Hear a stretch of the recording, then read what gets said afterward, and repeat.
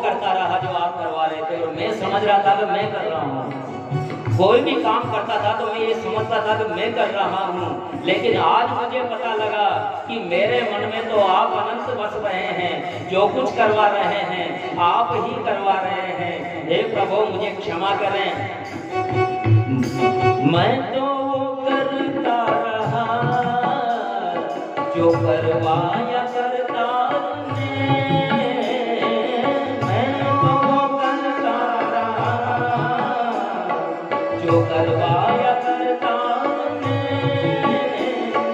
घमंडी बना भूला,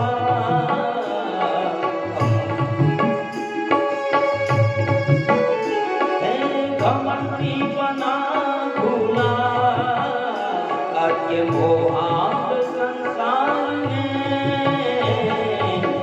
काम करता तो करता रहे, काम करता तो करता रहे। मैं तो निमित्त हो गया, काम तो करता रहे। मैं तो निमित्त हो गया, काम करता तो करता रहे। मैं तो निमित्त हो गया, काम करता तो करता रहे।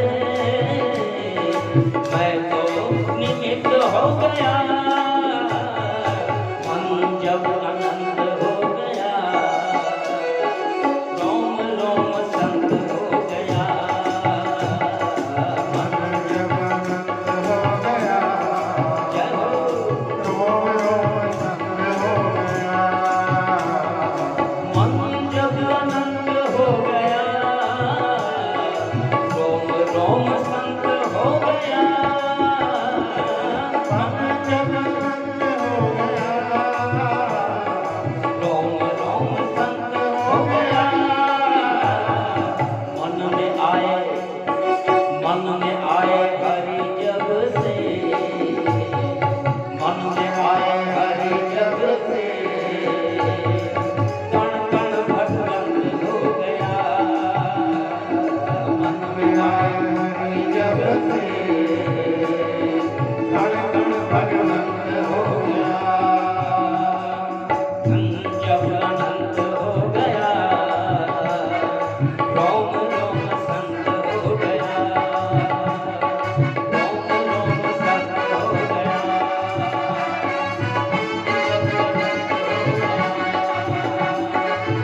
जब अनंत हो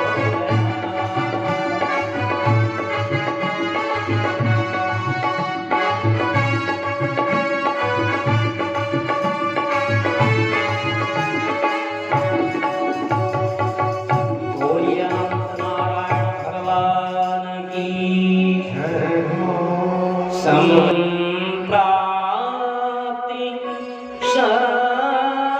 शस्त्रधनुष खाण्डवस्य च दाहनम्। मायस्य मोक्षोज्ज्वलना, भुजङ्गस्य च मोक्षणम्। इंद्र ने तपस्या करके और इंद्र से गांडीव धनुष लिया था, और उस गांडीव धनुष से अग्नि वर्षा करके और खांडव का दाह किया, दहन किया। और वो चूंकि मय दानव और तक्षक नाग के अधीन था, वो दोनों उस अग्नि में जलने लगे। तो अर्जुन ने उनकी प्राण रक्षा की। चूंकि अर्जुन ने मय की प्राण रक्षा की तो वो बड़े संतुष्ट हुए और उन्होंने कहा मैं आपकी क्या सेवा करूं। अर्जुन ने कहा मेरा दायित्व था, आप जले जा रहे थे, आपके प्राण संकट में थे तो बचाना मेरा दायित्व था। मैंने किसी बदले की भावना से ऐसा नहीं किया है। मैदानों ने कहा कि मैं एहसान रखता नहीं हूँ, बताइए मैं आपकी क्या सेवा करूँ। बोले भगवान श्री कृष्ण है, सेवा का अधिकार उनको है, उनसे ही कहिए, वो जो बता दें वो सेवा आप कर देना। और मैं दानव भगवान श्री कृष्ण के पास आए और भगवान श्री कृष्ण ने उनको आदेश दिया, देखो देवताओं के शिल्पी विश्वकर्मा, इसी प्रकार से असुरों के शिल्पी मैदानों थे और मैदानों के द्वारा उन्होंने ऐसी सुंदर और भव्य माया नगरी का निर्माण करवाया। और चूंकि इंद्र के दिए हुए धनुष से वहां मैदान बना था, इसलिए उसका नाम इंद्रप्रस्थ रखा गया। और बड़ी विचित्र अद्भुत स्वरूपों से निर्मित वो तिलिस्मी महल नगर इंद्रप्रस्थ बनाया गया और वहां के महाराजा धर्मराज युधिष्ठिर हुए। धर्मराज युधिष्ठिर हो गए और इस प्रकार से हस्तिनापुर का जो विभाजन हुआ था, धृतराष्ट्र और युधिष्ठिर ने तो सोचा था कि चलो काला कटा, जंगल से वो संतुष्ट हो गए, लेकिन पुरुषार्थ बहुत बड़ी शक्ति होती है। वहाँ जो खांडव वन था बिल्कुल बीहड़, वहाँ दिव्य नगर बन गया और उस नगर के सम्राट धर्मराज युधिष्ठिर हो गए। और इसके बाद अब उन्होंने इस क्षेत्र में राजधानी इंद्रप्रस्थ बन गई है। अब युधिष्ठिर ने सोचा कि दिग्विजय की जानी चाहिए, दिग्विजय सब तरफ की। राजसूय यज्ञ का मानस है, राजसूय यज्ञ तभी हो सकता है जब दिग्विजय हो जाए। एक भी राज्य ऐसा न हो जो निरंकुश हो, सब तरफ विजय हो गए। केवल पूर्वी क्षेत्र रह गया था, मगध क्षेत्र, जो आधुनिक बिहार, बंगाल, झारखंड आदि राज्य इसमें आते हैं। ये मगध क्षेत्र जरासंध के अधीन था और भगवान श्री कृष्ण अर्जुन और भीम को लेकर के और वहां जाते हैं और अपनी युक्ति से जरासंध का वध करवाते हैं, उसका उद्धार होता है। और राजसूय यज्ञ एवं युधिष्ठिरो राजा जरासंध वधं विभो कृष्णस्य चानुभावन्तं श्रुत्वा प्रीतस्तमब्रवीत्।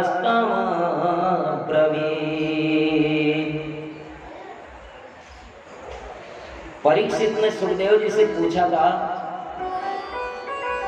कि प्रभु मैंने तो सुना है कि मेरे दादा युधिष्ठिर जी के द्वारा जो राजसूय यज्ञ हुआ था उससे सारे देव, सुर, गंधर्व, यक्ष सभी प्रसन्न थे और दुर्योधन प्रसन्न नहीं था, ऐसा क्यों? क्या चाहिए था उसको? सारा राज्य उसने रख लिया था, निर्मित जो भी उपयोगी था सब कुछ उसने रख लिया था, बिल्कुल खांडव प्रस्थ दिया था, बिल्कुल बीहड़ जमीन दी थी, फिर भी क्या कष्ट था? तो भगवान श्री कृष्ण को देख करके सुखदेव जी महाराज उससे कहते हैं परीक्षित से कि हे राजा परीक्षित, व्यक्ति की भूख कभी मिटती नहीं है। पांडवों को टालने के लिए उन्होंने विभाजन तो कर दिया, लेकिन उनकी भूख फिर भी और जब उन्होंने वैभव देखा, पांडवों का वैभव देखा, इतना भव्य महल देखा जो हस्तिनापुर का महल भी उसके आगे कुछ नहीं था, तो दुर्योधन को जलन होने लगी, इसलिए वो कष्ट में था। राजसूय यज्ञ में अग्र पूजा के लिए भगवान श्री कृष्ण आए तो युधिष्ठिर ने कहा महाराज ये सर्वे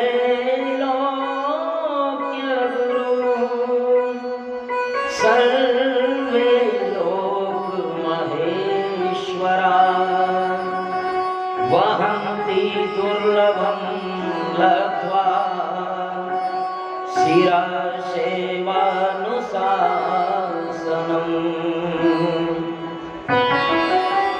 हे प्रभु, आप त्रैलोक के गुरु हैं, त्रिलोक के गुरु हैं, सारे जगत के महेश्वर हैं, सारे जगत के स्वामी हैं।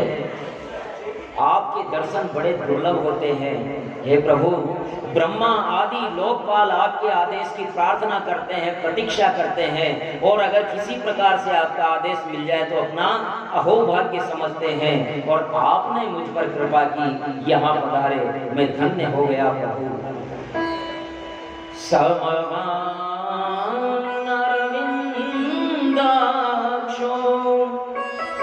दीनानामीशमानिना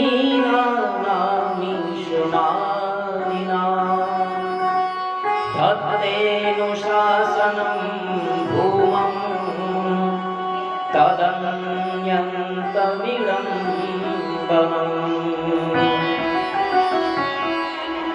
हे प्रभु, इस राजसूय यज्ञ में अग्र पूजा हम आपकी करना चाहते हैं, आपका आदेश चाहते हैं।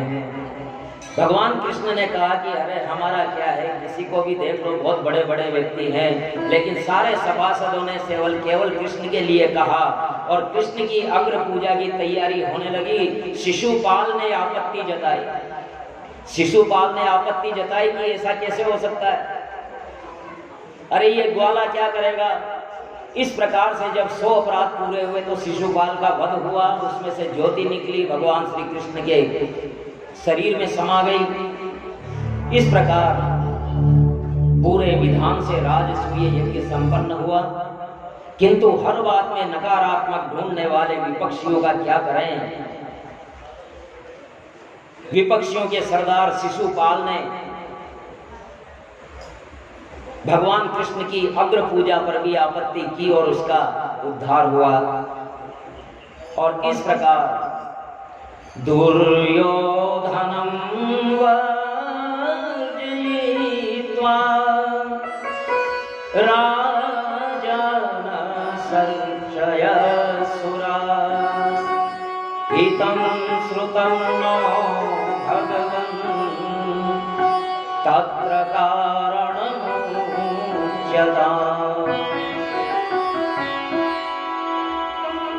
राजसूय यज्ञ बड़ी धूमधाम से हुआ, बड़ा भव्य हुआ, बड़ा दिव्य हुआ, और दुर्योधन जल भून गया। एक बार पांडवों का वैभव देखते हुए ऐसी माया नगरी इंद्रप्रस्थ, जहां पानी बहता हुआ दिख रहा है, लेकिन वहां पानी है ही नहीं, वहां तो बिल्कुल जगह सूखी हुई है, और जहां सूखी हुई जगह है वहां गिर करके उसके सारे कपड़े भीग जाते हैं। ऐसी विचित्र नगरी आग में जल रहा था। एक बार महात्मा धर्मराज युधिष्ठिर अपने दरबार में बैठे हुए थे। तत्रोपविष्टो धर्मात्मा श्वेता सुमनसो स्वस्तिका नक्षता भूमि सवर्ण रजत।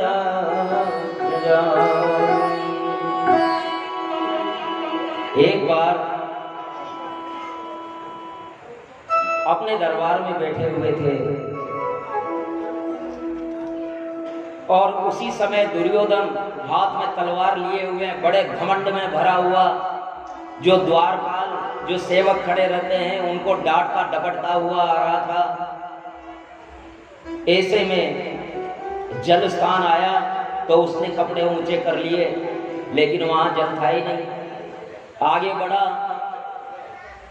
तो एक सीढ़ी में उतरा, वहां उसने ऊंचे कपड़े नहीं किए, लेकिन वहां जल था, वो गिर गया और भीग गया। तो सभी ने उसकी बड़ी मजाक बनाई। सभी ने कहा कि बाप तो अंधा है ही, बेटा भी अंधा है।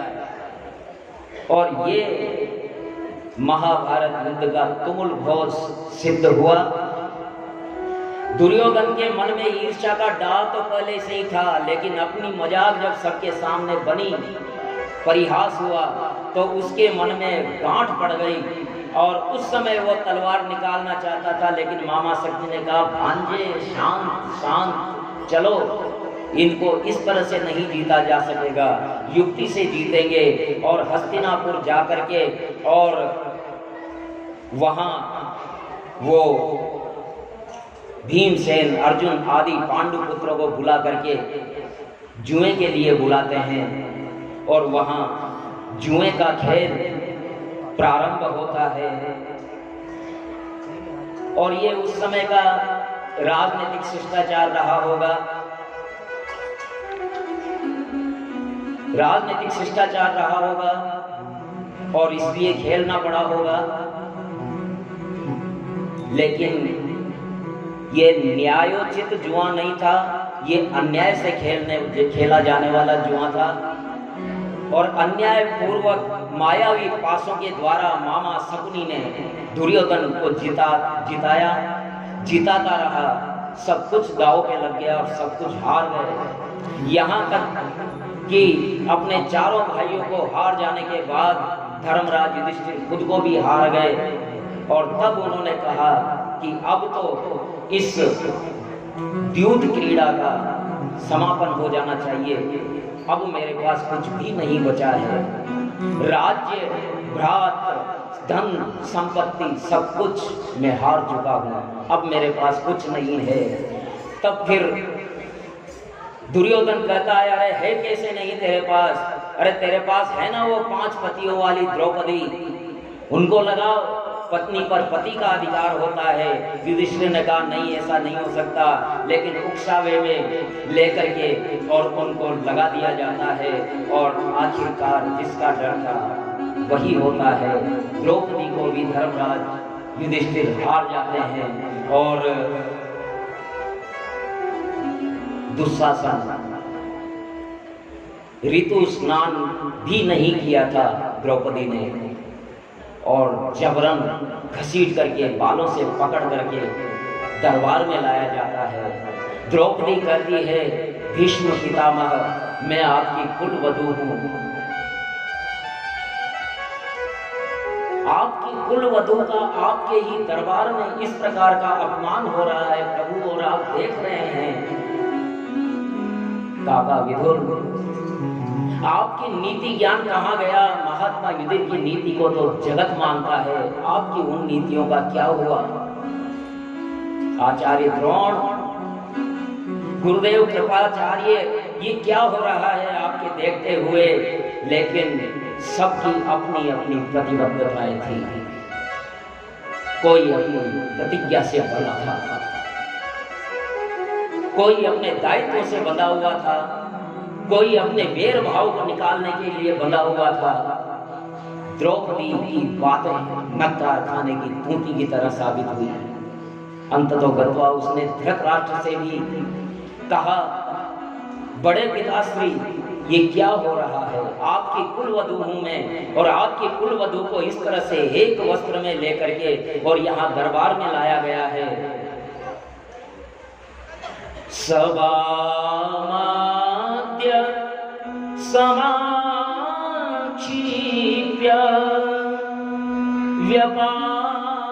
व्यपाकृष्टु प्रचक्रमे आकृष्यमाणे वसने विललाप सुदुःखिता।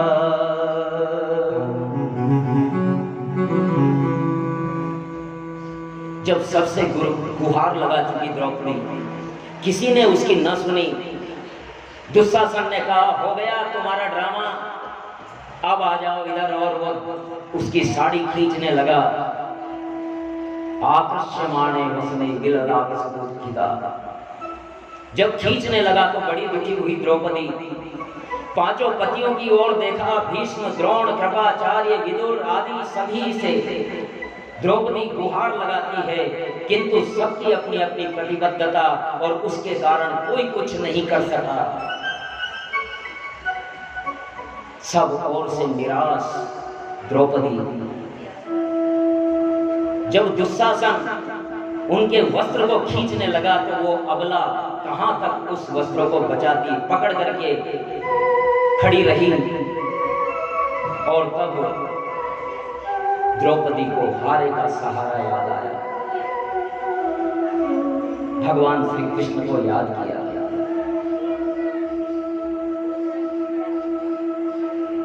इति निश्चित्य मनसा शरणागतवत्सलम् मनसा चिन्तयामास देवं नारायणं प्रभुम्। सब ओर से निराश द्रौपदी शरणागत वत्सल भगवान श्री कृष्ण जी शरण जाती है और भगवान नारायण देव का चिंतन करती है। गोविंद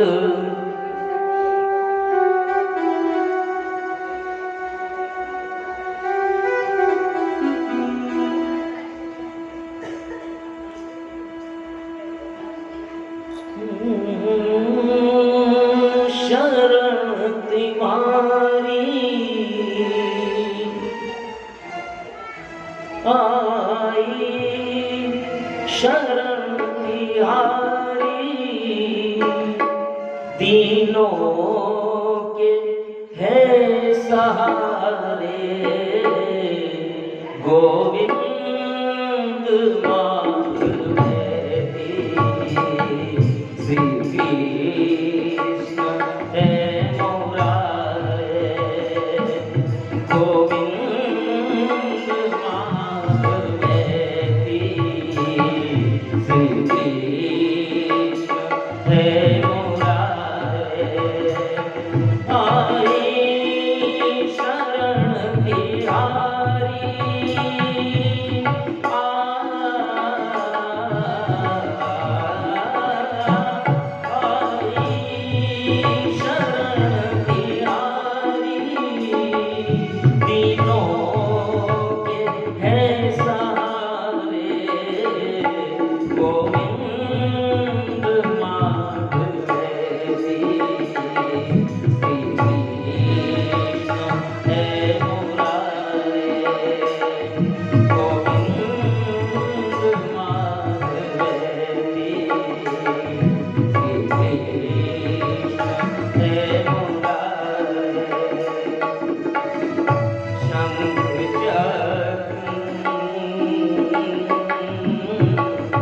रक्षमा शरणागता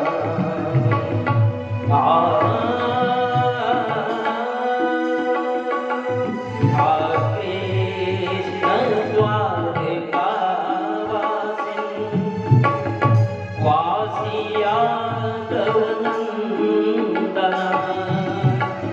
इमावस्थां सम्प्राप्ता मनाता की उपेक्षते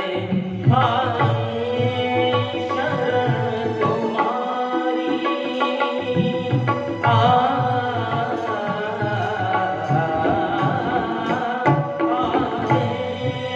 शरण तिहारी दीनों के हैं सहारे गोविंद मांग लेती श्री कृष्ण है मुरारे गोविंद मांग लेती श्री कृष्ण है मुरारे।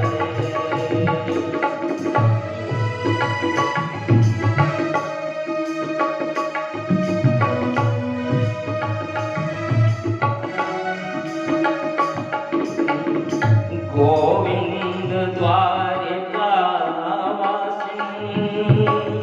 कृष्ण गोपी जनप्रिया गोविंद द्वारकावासिन् कृष्ण गोपी जनप्रिया पौरवै परिभूता किं न जानासि केशव आई शरण तिहारी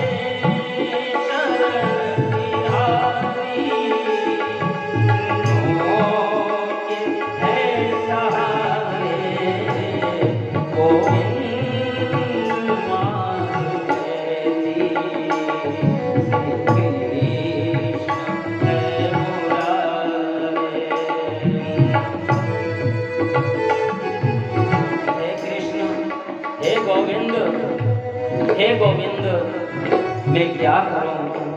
मैं दुष्टों के पल्ले पड़ गई हूँ। मेरे पांचों पति, मेरे सास ससुर सब कुछ तमाशा देख रहे हैं केवल। हे कृष्ण,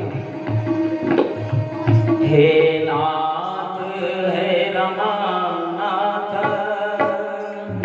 ब्रजनाथ टीनासना, हे नाथ, हे रमानाथ, ब्रजनाथ टीनासना,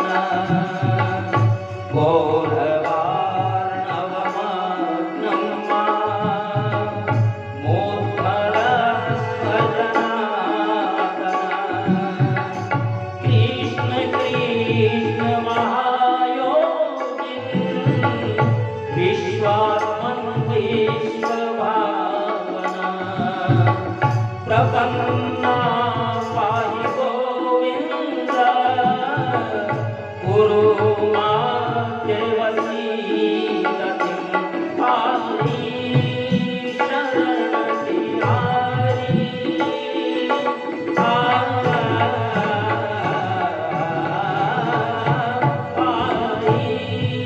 शरण तिहारी, तीनों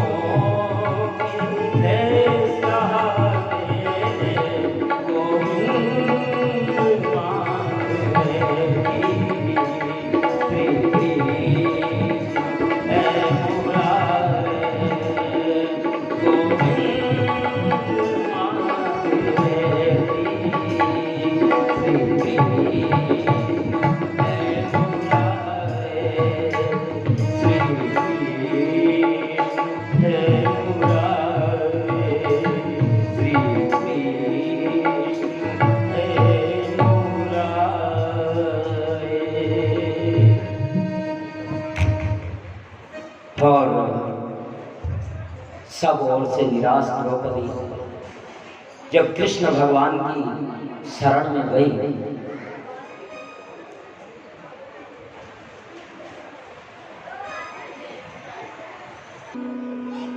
कृष्णं च विष्णुं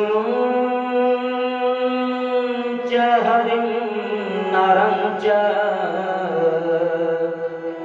त्राणाय विघ्नो सत्याज्ञसेनी, ततस्तु हरिस्त्वन्तरितो महात्मा, समावृणोत्तां विविधे वस्त्रपूगे। भगवान श्री कृष्ण, विष्णु, हरि, नर नारायण और इस प्रकार त्राण करने की पुकार द्रौपदी ने की तो श्री कृष्ण वहां वस्त्र रूप में प्रकट हो गए। भगवान ने वस्त्रावतार ले लिया है, भगवान स्वयं वस्त्र रूप हो गए हैं और दुशासन का 10,000 हाथियों का बल खींचते खींचते खींचते थक गया, लेकिन द्रौपदी की साड़ी का अंत न आया और दुशासन सोचने लगा कि ये क्या हो रहा है, ये सारी ही की नारी है कि नारी ही की सारी है,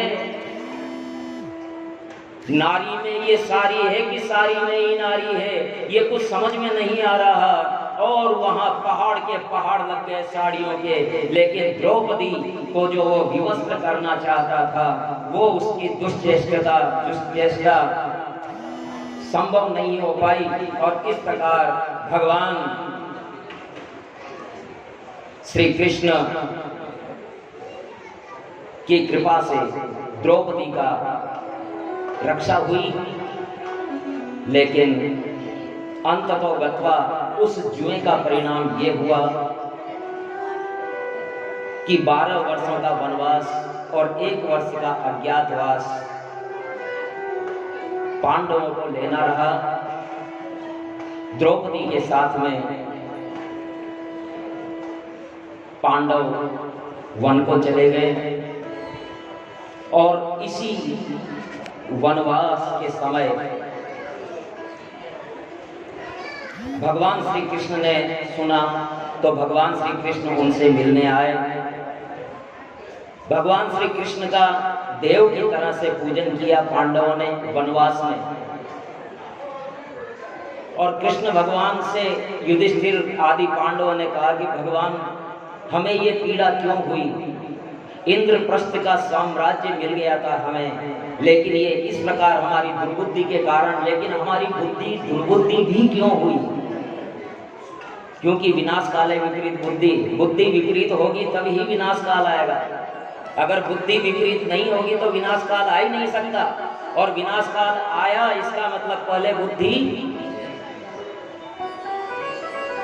इसलिए प्रभु हमारी बुद्धि ऐसी क्यों हुई कि हमने जुआ खेला और इस प्रकार से हमारी दशा हुई। कृष्ण भगवान बोले कि ये सब प्रारब्ध होता है और जो कुछ भी हो रहा है ना सब मंगल के लिए हो रहा है, इसलिए तुम चिंता ना करो। यहाँ तुम जंगल में हो, अनंत की गोद में हो। मैंने पहले भी बताया था इंद्रप्रस्थ की स्थापना से पहले कि ये सब जंगल कण कण में अनंत है और उस अनंत के अंदर तुम हो और तुम्हारे अंदर भी अनंत है, इसलिए अनंत का व्रत पूजा करो।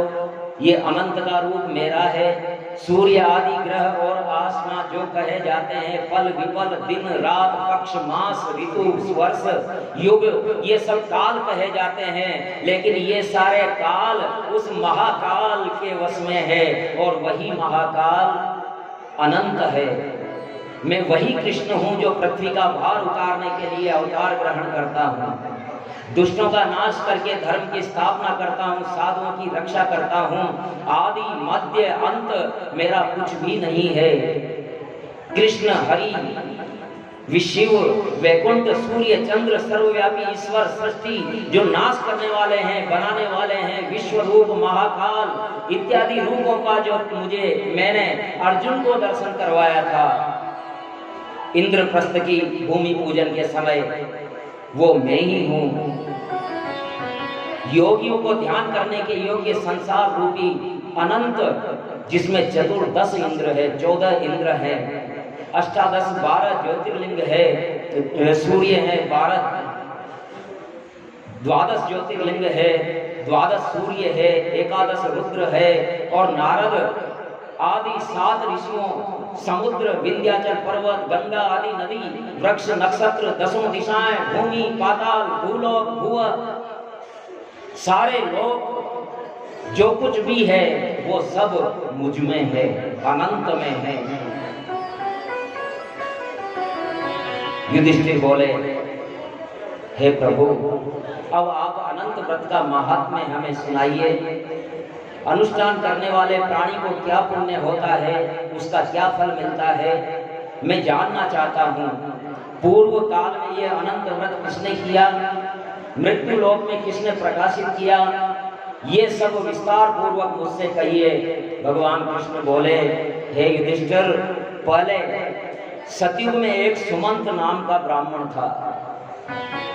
उसने वशिष्ठ गोत्र में उत्पन्न भृगु की सुंदर कन्या दीक्षा की साथ वेदोक्त विधि से विवाह किया था। थोड़ा समय बीता और उस दीक्षा ने एक अनंत लक्षणों वाली सुशील कन्या को जन्म दिया। उस समय शीला की माता ज्वर से पीड़ित होकर के और वो उसका निधन हो गया था। इसके पश्चात सुमंत नाम के उस ब्राह्मण ने एक और ब्राह्मण की कन्या से विवाह कर लिया, लेकिन वो जो दूसरी पत्नी थी सुशीला की, शीला की छोटी माता, वो बड़ी कर्कशा थी, भेदभाव करने वाली थी। सौतेली माताओं का जो